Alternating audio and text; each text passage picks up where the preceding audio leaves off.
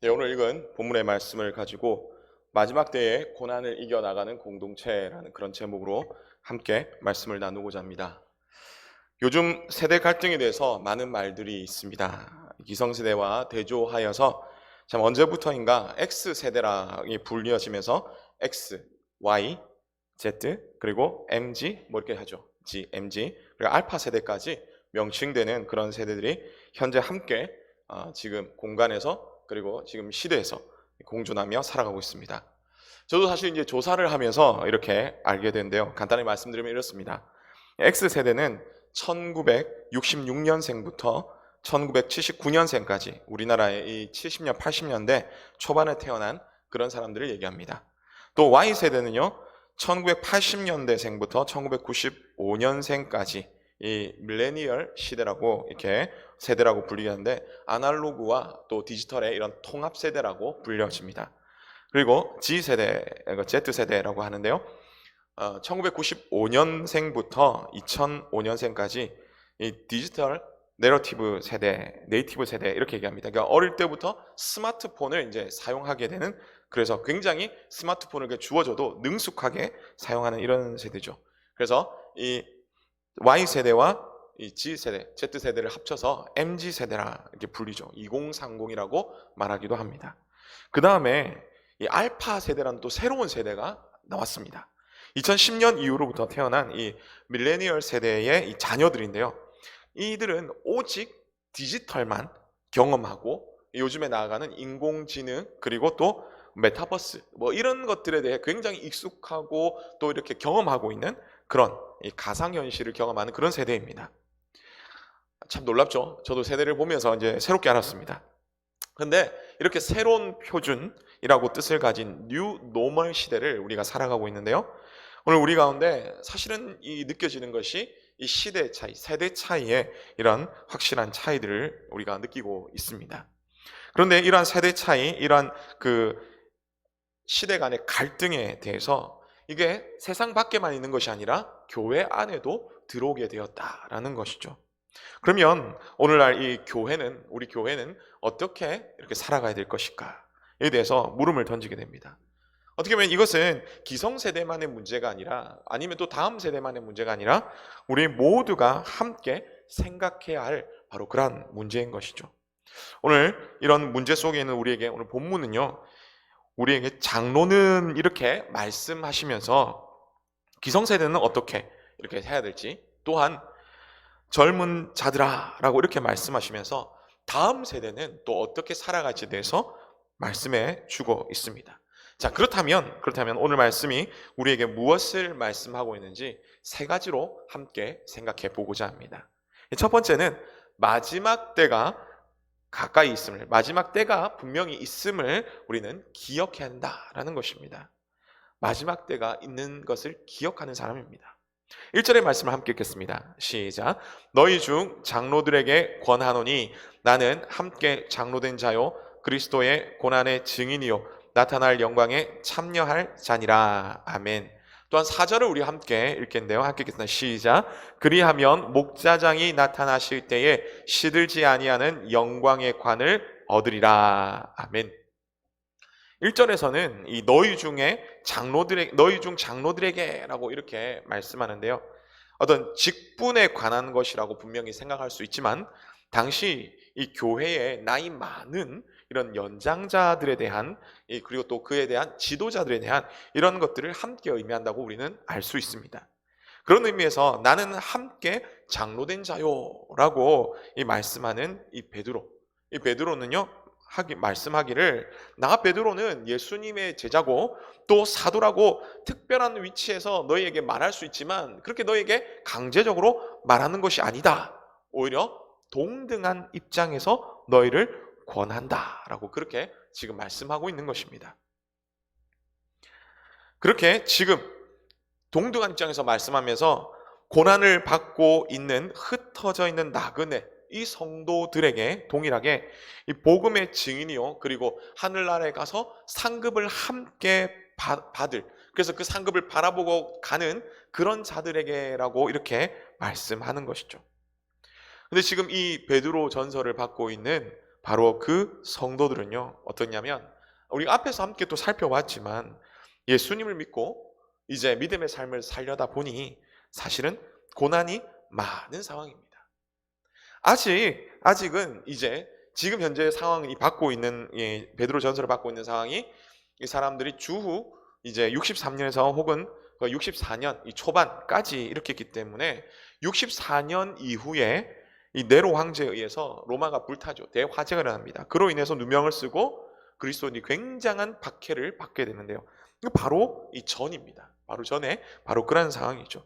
그러나 믿음으로 살려고 노력하다 보니 어쩔 수 없이 받게 되는 그런 박해들이 이 가운데 있었다는 것이죠. 고난이 너무 컸다는 것이죠. 그들 나름대로는 고난이 굉장히 컸다는 것입니다. 그런 상황 가운데서 이들이 바라는 것은 이 고난, 물론 뒤에 큰 박해가 있음에도 불구하고 이 박해를 아직 알지 못하니까 지금 당장에 내가 지금 소망이 있다면 내가 지금 하나님의 그 때가 빨리, 예수님의 그 재림의 때가 빨리 도래하여서 내가 영광에 참여하였으면 좋겠고, 그리고 이 모든 박해가, 이 모든 어려움이 빨리 끝났으면 좋겠다라고 생각하고 있는 것이 바로 지금 이 베드로 전서를 받고 있는 사람들의 마음이었다는 거죠. 그래서 1절에서 영광에 참여할 때가 있음을 이렇게 말하면서 4절에서 목자장이 나타나실 때가 있다라고 이렇게 또한 말합니다. 그러면서 너희는 소망을 가지고 살아가야 한다. 소망을 가지고 살아가야 한다라고 그렇게 말씀을 하죠. 하지만 그때도 그렇지만 오늘 또한 어떻습니까? 오늘 또한 우리 살아가는 우리는 과연 어떻습니까? 예수님의 재림의 때를 기다리죠. 근데 이미 2000년이나 더 지난 이런 상황에서 예수님이 아직 오시지도 않았습니다. 예수님의 재림 언제 올지는 모른다, 가까이 있다는 건 알지만 사실 우리는 그 재림에 대해서 굉장히 피부에 와닿게 그렇게 생각하지는 않는다는 것이죠. 그러다 보니까 현실에 더 집중하며 살아가는 것이 오늘 우리의 모습입니다. 물론 열심히 살아가는 것 중요합니다.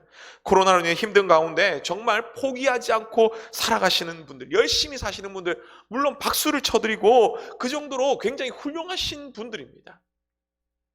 그럼에도 우리가 오늘 이 말씀을 통해 생각하고자 하는 것은 열심히 살아가되 무엇을 위해 열심히 살아가느냐라는 것입니다. 하나님의 뜻을 위해 살아가느냐? 아니면 나의 욕심, 나의 성공을 위해서 그렇게 살아가느냐라는 것이죠. 요즘 사회가 얼마나 혼란스럽고 하나님의 공의보다는 부정부패가 만연한지 웹툰이라 하여서 온라인 만화가 있는데요. 그 가운데 이 웹툰에서 지옥이라는 이 만화 영화를 영화 넷플릭스에서 이제 옛날에 오징어 게임 있었잖아요. 이 오징어 게임을 단번에 이 1위를 탈환한 바로 지옥이라는 이 영화가 있습니다. 사람들에게 굉장히 좀 충격을 줬습니다. 이 내용을 간단히 말씀드리자면 이 천사가 지났는데 천사가 이렇게 막 나타납니다. 그래서 천사가 사람에게 탁 나타나서 계시를 하죠. 몇 년, 몇 월, 며칠, 몇 시에 너는 죽어서 지옥에 갈 것이다. 사람들은 굉장히 충격을 받습니다. 그 때가 딱 되면 어떻게 하냐면요, 우락부락하게 생긴 이 저승사자 3명이 막 나와가지고 사람을 막 때리고 난도질하고 거의 막 죽을 정도로 때리고 난 다음에 자기들이 이제 빛을 막 해가지고 화장시켜서 죽입니다. 근데 이것이 그냥 조용히 일어나는 게 아니라 이 영화상에서는 그렇습니다. 백주대낮에 시내 한복판에서 막 일어나게 되죠. 이것이 이 핸드폰으로 찍히게 되고 온라인상에 막 이렇게 이슈가 되면서 번지게 됩니다. 그런 가운데 이상한 사이비 단체가 하나 생기게 되는데요. 그가 자신의 그러니까 하나님 아니고 신이죠. 신의 어떠한 계시에 그런 것을 이행하는 그런 자다라고 얘기하면서 만약에 그들의 말대로 하지 않으면 굉장히 정죄를 하고요. 또 세상 사람들을 통제하기 시작하는 것입니다. 물론 뒤에 영화에 보면요, 그에 대한 갈등과 해소와 이런 문제가 있긴 합니다만, 여기서 말씀드리고자 하는 것은 이렇게 죽음을 공지받은 바로 그런 사람들이 두려움에 떨면서 살아가더라는 것이죠. 두려움에 떨면서 살아가더라는 겁니다. 그리고 죽음을 공지받지 않았던 많은 사람들은요, 이 사람들에 대해서 막 정죄하며 가는 거죠. 그리고 죽음의 이 공지를 받았던 그 사람들 가운데 많은 대부분의 사람들은 사회에서 악을 행했던 사람들이기 때문에 사람들이 말하기를 저들 잘 죽었다, 잘 죽었다, 하늘의 심판이다, 그로 인해서 세상이 정화된다, 사람들은 그렇게 생각하고 있었다는 것입니다. 오늘 말씀에서 마지막 때가 있음을 기억하라는 것은 이 지옥이라는 영화에서 말하듯이 두려움을 가지고 착하게 살아라 뭐 이런 것도 뭐 생각할 수 있지만 사실 그런 걸 말하지 않습니다. 물론 하나님을 경외하며 두려워하며 그렇게 살아가는 것 당연히 하게 살아가야 하는 거죠. 그러나 오늘 말씀에서 마지막 때가 가까워왔음을 기억하자라는 것은요, 예수님을 믿지 않는 사람들에게는 이 예수님의 재림의 날이 심판의 날, 두려움의 날일 수 있지만 하나님의 백성에게는 구원의 날이며 회복의 날이다라는 것이기 때문에 억울한 이 고통을 갚아주는 신혼의 날이라는 것을 우리는 기억하며 살아가야 되는 것이죠. 이 날은 어떤 날이냐? 마치 이 학생들이 학교 중에 열심히 공부하다가 이제 방학이 탁 되면 해방이다 하는 이런 것처럼요. 그 다음에 군 복무한 그 기간 동안 열심히 이렇게 나라를 위해서 충성하다가 그 다음에 전역을 딱 하고 나면 우와 해방이다 라고 이렇게 하는 것처럼 그런 하나님의 신원의 날이라는 겁니다. 지금은 힘들지만 하나님은 베드로 사도를 통해서 분명히 나타날 영광의 때가 있다. 영광의 때가 있다. 그때를 기억하며 함께 힘차게 나가자라고 그렇게 말씀하시는 거죠. 물론 그렇습니다. 우리 가운데 세대 간의 갈등, 계층 간의 갈등 그런 게 있을 수도 있습니다. 하지만 그 모든 것이 하나님의 나라에 딱 도착했을 때에 여러분 그게 무슨 상관이 있겠습니까? 무슨 소용이겠습니까? 그러므로 지금부터 그 무엇보다도 하나님의 그 영광에 참여할 것을 소망하면서 우리는 그렇게 살아가야 하는 것입니다. 여러분 이것을 꼭 기억하면서 우리 천국에서도 옆에 함께 지낼 분들, 옆에 다들 계시죠? 우리 함께 이렇게 인사했으면 좋겠습니다. 지금부터 더욱 잘 지냅시다. 한번 인사할까요? 지금부터 더욱 잘 지냅시다. 네, 우리가 하나님 나라에 가서 살 사람들입니다. 우리가 마지막 때가 이제 점점 다가옴을, 그리고 마지막 때가 분명히 있음을 기억하며 하나님의 영광의 때를 소망하며 그렇게 살아가시는 우리 모두 되시기를 간절히 바랍니다. 다음으로 우리가 마지막 때가 있음을 믿고 그 때를 소망하며 살아가는 사람은 어떻게 살아가느냐? 두 번째는요, 고난 가운데서도 서로를 존중합니다. 고난 가운데서도 존중한다는 것이죠. 사람들은 되게 배려를 잘하고 참 존중을 많이 하죠. 맞습니다. 그러나 고난 가운데서 주변 사람과 이런 이해관계에 어려움이 생기면 사실 배려한다는 것은 굉장히 쉽지가 않습니다. 어렵습니다. 특히 중요하거나 생존에 관련된 그런 일이 있다면 더더욱 하기 힘든 것이 현실이라는 것이죠. 어느 목사님의 이 설교에서 자기를 소개하기로 나는 피난민의 아들이다 라고 하면서 이 피난민이 얼마나 힘들었는지 전쟁의 참상에 대해서 얘기를 해주는 것을 이렇게 보았습니다. 전쟁 그 자체가 사실 서로를 죽이는 것이기에 피난민 역시 피난할 때도 옆 사람이 막 죽어갑니다. 죽어가고 굶주리죠. 너무나 굶주려서 배고파합니다. 그런 사람 분명히 도와줘야 된다는 것을 알매도 불구하고 자기가 급박하니까, 자신이 너무 급박하니까 외면하게 되더라는 것이죠. 그렇게 한 번, 두 번 외면하다 보니까 어떻게 되냐면 인간성이 파괴가 되면서 그렇게 죽어가는 사람들도 가만히 놔두게 되고요. 그렇게 외면하더라라는 것입니다. 또 이런 얘기가 있습니다. 아주 어려서부터 친한 친구, 이 A와 B라는 사람이 있습니다. 너무나 친해서 이 사업도 같이 하게 되었죠. 그러는 가운데 A라는 친구가 먼저 결혼을 하게 되었습니다. B는 A를 이제 존중을 해서 야, 우리가 같이 이렇게 버는데 요거 딱 반 나눌 수 있지만 그래도 네가 결혼을 했으니까 너가 결혼했으니까 내가 조금 양보할게. 그래서 내가 좀 더 많이 가져가. 이렇게 해가지고 B가 조금 적게 가져가게 되었습니다. A가 좀 더 많이 가져가게 됐죠. 그러는 어느 날 이제 B도 결혼을 하게 되었습니다. 아주 기쁘죠.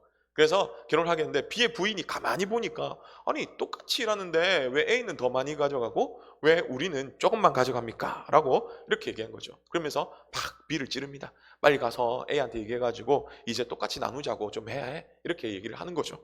알겠다 해가지고 마지못해서 왔습니다. 그래서 B는 A를 만나서 야 이제 나도 결혼을 했으니 지금부터 우리 수익을 좀 나누자. 똑같이 똑바로 나누자. 이렇게 얘기를 했습니다. 여러분 어떻게 되었을까요? A와 B는 얼마 못 가서 동업이 깨어졌다고 합니다. 왜일까요? B는 결혼해서 가정을 이제 꾸렸으니까 A와 같이 똑같이 나누면 되겠다 생각했지만 A는 이미 생각하기에 야 나는 결혼해서 아이도 있는데 왜 나를 더 배려하지 못하냐 이렇게 생각하게 된 것입니다. A 생각에는 지금까지 배려 잘해줬는데 왜 나를 더 배려해주지 않느냐 이렇게 되면서 서로 간에 갈등이 생기고 이해하지 못하면서 갈라지게 되었다는 것이죠. 사실 어떻게 보면 서로를 정말 진심으로 배려하지 않는다면 아니 그 사람이 나를 배려한다는 것 자체를 내가 인식하지 못한다면 여러분 영화 부당거래에서 나오는 그 말 영화 부당거래가 중요한 게 아니고 이 말이 굉장히 유명하고 중요하죠. 호의가 계속되면 권리인 줄 안다. 이 얘기 들어보셨죠? 호의가 계속되면 권리인 줄 안다는 것이죠. 그러므로 우리는 사실 배려 받으려고 하는 것이 넘어져서 서로를 배려하면서 그렇게 가야 되는 것입니다. 오늘 본문에서도 마찬가지입니다. 2절부터 4절까지 말씀을 쭉 보면요. 이 베드로 사도가 장로들에게 권하는 말씀으로서 오늘날 말하면 교회 안에서 지도자나 리더가 혹은 기성세대가 이렇게 말하는 것입니다. 뭐라고 말합니까? 기성세대가 하시는 그 말씀인데요. 2절에서 3절까지 말씀을 우리 함께 읽겠습니다. 시작. 너희 중에 있는 하나님의 양무리를 치되 억지로 하지 말고 하나님의 뜻을 따라 자원함으로 하며 더러운 이득을 위하여 하지 말고 기꺼이 하며 맡은 자들에게 주장하는 자세를 하지 말고 양무리의 본이 되라. 아멘. 직분을 맡거나 이 섬기는 자리에 서게 되면요. 억지로 하지 말라는 것입니다. 하나님의 뜻을 구하며 자원함으로 다시 말하면 기쁨으로 감사함으로 그렇게 섬겨라 라고 그렇게 말씀하시는 것입니다. 섬김의 자세는요 어떻게 되냐면 다른 사람보다 이 높다 섬길 때에 내가 직분을 맡았다 그러면 다른 사람보다 막 높다 이렇게 생각하지 말라는 것이죠. 혹은 나는 이렇게 열심히 섬겼는데 왜 저 사람은 섬기지 않아? 그런 것도 아니라는 것입니다. 어떻게 보면 내 상황은 이렇게 바쁜데 내가 이렇게 섬기는데 아니 왜 그러냐 라면서 불평불만 이것도 아니라는 것이죠. 마지못해서 여러 번 하세요 좀 해주세요 하면서 억지로 막 그런 것도 마지못해 하는 것도 아니라는 것이죠. 나 같은 사람 정말 하나님께서 구원해 주시고 하나님께서 직분 주셔서 사용하여 주심에 감사합니다 라고 그렇게 생각하며 감사하며 살아가는 것이 바로 우리 가운데 직분을 주신 하나님의 은혜를 이것을 생각하며 맡아서 가는 것입니다. 또한 기성세대에게 말씀하시는 것은 무엇이냐? 더러운 이득을 위하여 하지 말라라는 것입니다. 부정한 방법, 불의한 방법으로 벌이하는 것 이거 아니라는 것이죠. 그런 직업도 하나님께서는 귀하게 여기시지 않는다는 것입니다. 무엇보다 이 공금 혹은 남의 돈 이것을 가지고 내 것처럼 막 쓰고 이래서는 안 된다는 것이죠.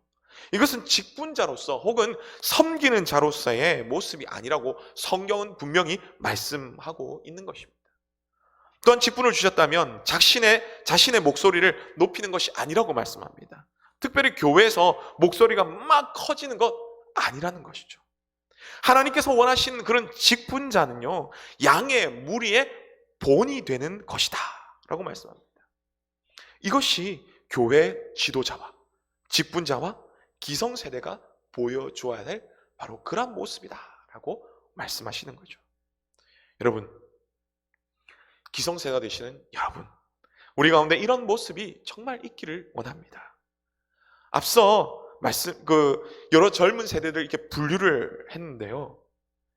왜 젊은 세대가 기성세대를 안 좋게 보시는지 아십니까? 물론 이거 제 생각이 아니고 조사한 내용입니다. 여러 가지 이유가 있겠지만 그 가운데서 가부장적이고 권위적이며 이기적이고 그래서 대화가 통하지 않는다.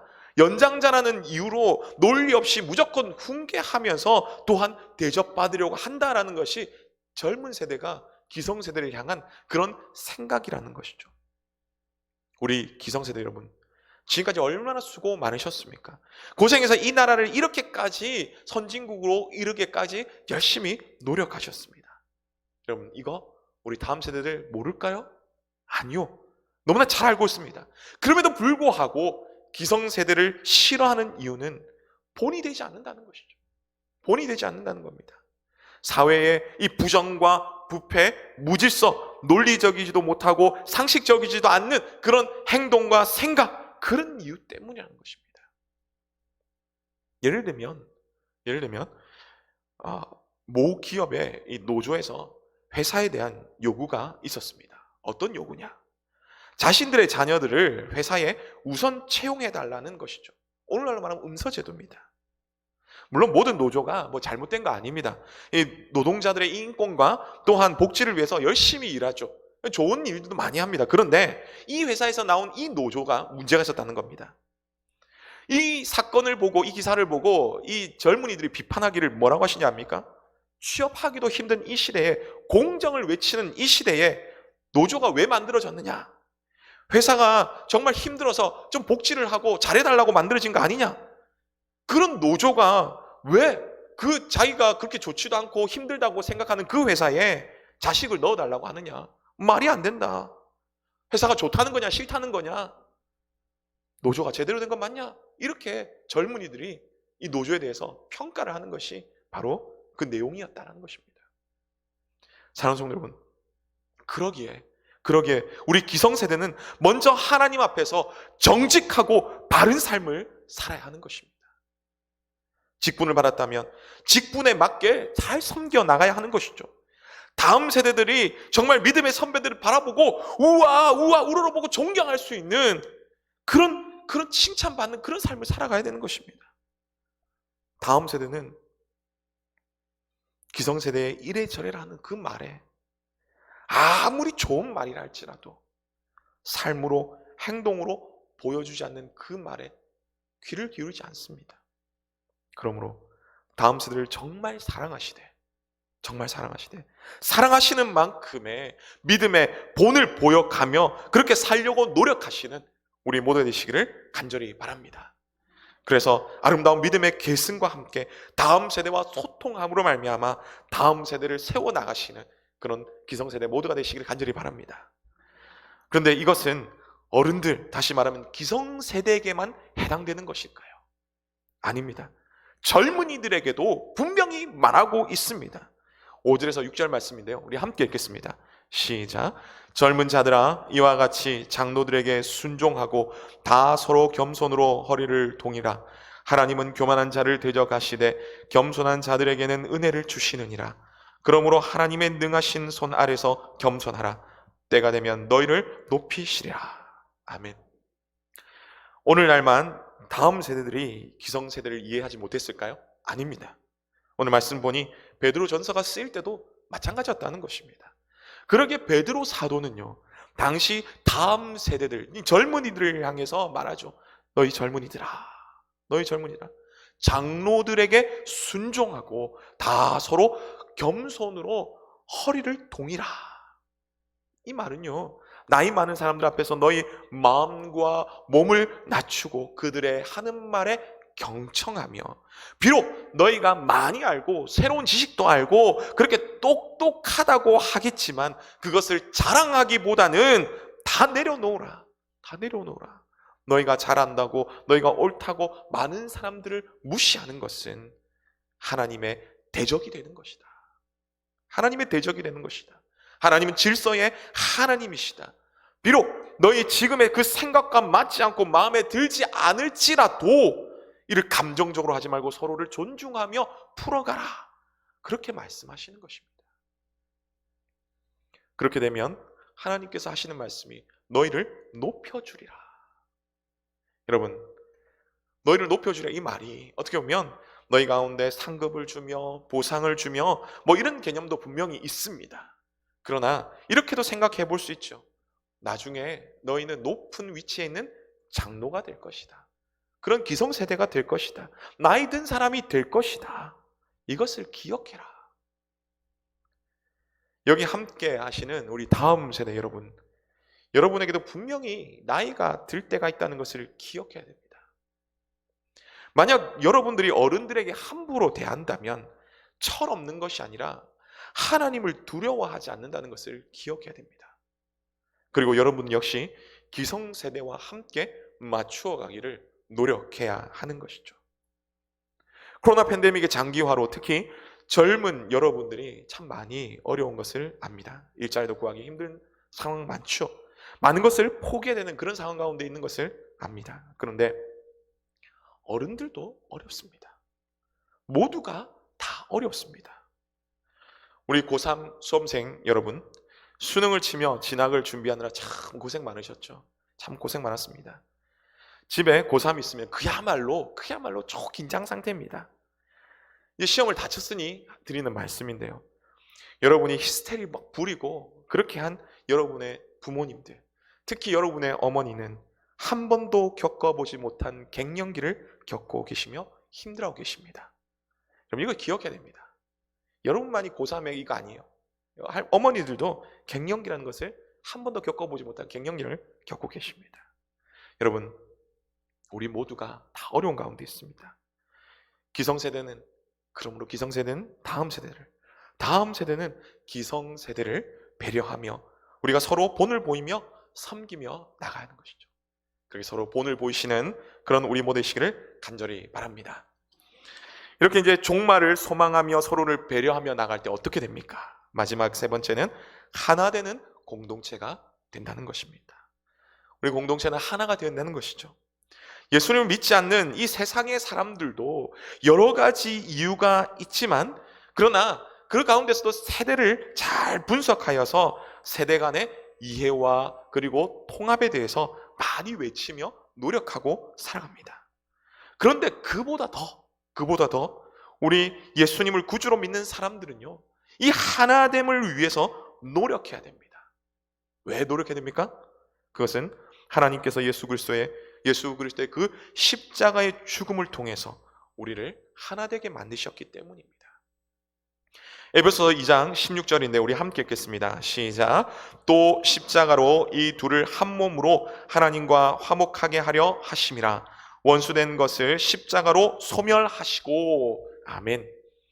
이는 예수 그리스도를 통해서 이 이방인과 유대인 이 둘을 하나로 만들었습니다. 무엇으로요? 그리스도인이라는 새 사람, 새 인류로 하나로 만드셨다라고 하는 것이죠. 또한 이어서 에베소 2장 22절에 이렇게 말씀합니다. 우리 같이 읽겠습니다. 시작.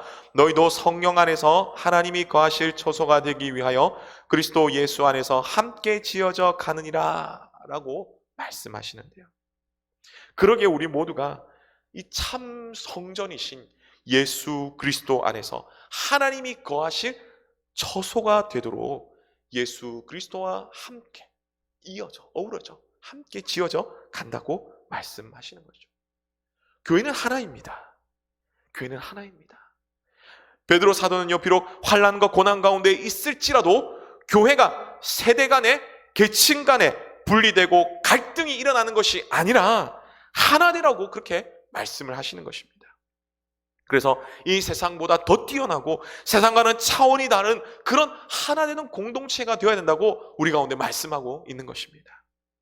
사랑하는 성도 여러분, 이것을 위해 우리는 세상의 그 어느 누구보다 우리는 노력해 나가야 됩니다. 아니 더욱더 노력해 나가야 되는 것이죠. 힘들고 어렵지만 함께 세워가야 되는 것입니다. 이렇게 아름다운 믿음의 공동체를, 그리스도 안에서 한 몸 된 이 공동체를 세워가시는 우리 모두 되시기를 간절히 바랍니다. 말씀을 정리하고자 합니다. 오늘 말씀에처럼 예수님의 이 재림과 심판이 있을 마지막 때가 분명히 있다는 것을 우리는 기억이 됩니다. 그리고 그 때가 점점점 다가오고 있다는 것을 우리는 기억하며 준비해야 됩니다. 특별히 우리 기성세대들 뿐만 아니라 우리 다음 세대들 역시 이제 조금만 지나면 기성세대가 된다는 것을 알아야 되는 것이죠. 그래서 비록 고난과 갈등이 있을지라도 이것을 넘어서 하나 되는 공동체가 되도록 그렇게 우리 함께 노력해 나가는 것입니다. 왜입니까? 교회는 그리스도의 몸이며 우리는 예수 그리스도의 지체이기 때문입니다. 그러게 리더들과 이 기성세대들은요, 하나님의 말씀의 그 옳고 그름 안에서 더러운 이익을 탐하는 것이 아니라 공의와 정의로 행해야 되는 것이죠. 공의와 정의로 행함으로 말미암아 다음 세대들에게 본이 되는 그런 모습으로 우리는 살아가야 됩니다. 존경받는 사람들이 되어야 된다는 것이죠. 또한 다음 세대와의 소통을 위해서 우리가 정말 열심히 노력하며 본을 보이며 그렇게 살아가야 되는 것입니다. 리더들과 기성세대만의 노력이 아니라 다음 세대들도 함께 노력을 해야 합니다.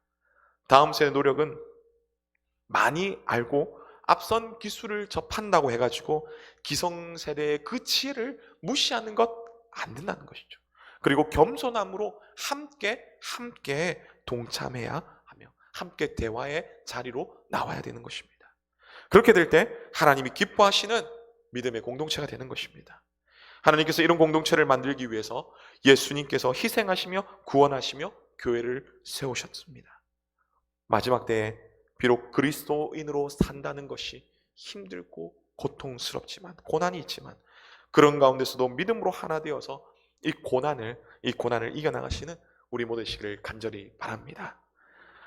무엇보다도 하나님이 기뻐하시는 그런 믿음의 공동체, 우리 교회를 만들어 가기 위해서는, 온전히 세워가기 위해서는 우리 앞선 세대들이 더 열심히 노력해 주시고 뿐만 아니라 그 세워간 그 일들을 우리가 바라보며 다음 세대들은 정말 함께 동행하며 함께 힘을 합쳐 나가야 될 것입니다. 그래서 하나님이 기뻐하시는 아름다운 믿음의 공동체 언양교회를 세워가시는 우리 모두 되시기를 주님의 이름으로 축복합니다.